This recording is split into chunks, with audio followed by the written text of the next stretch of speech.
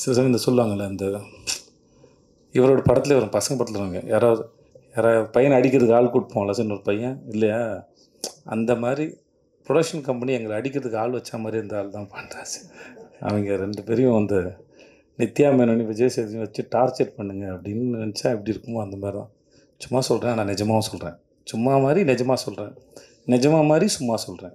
இது எப்படி சொல்கிறீங்கன்னு எடுத்துக்கோங்க. ஆனால் படன்னு இருக்கும். ஆனால் நின்று அதை ரசித்தோம்.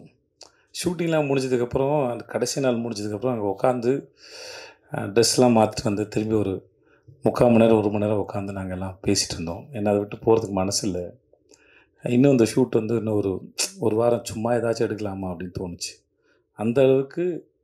ஏன்னா அது ஒரு பெரிய குடும்பமாக இருந்தது. எல்லாருமே சரி, தீபாக்காவாக இருக்கட்டும், சரவணன் சாராக இருக்கட்டும், ரோஹனாக இருக்கட்டும், எங்கள் தங்கச்சி அறிஞர் ராகவர்த்தி, அவங்க பேர் என்ன சார், ரோஷினியாக இருக்கட்டும், குழந்தைங்களாக இருக்கும், மகிழினி. ஆக்சுவலாக அந்த குழந்தை வந்து முதல்ல ஆண் குழந்தையா அந்த ஸ்கிரிப்டில். அவள் பேர் மகிழினி.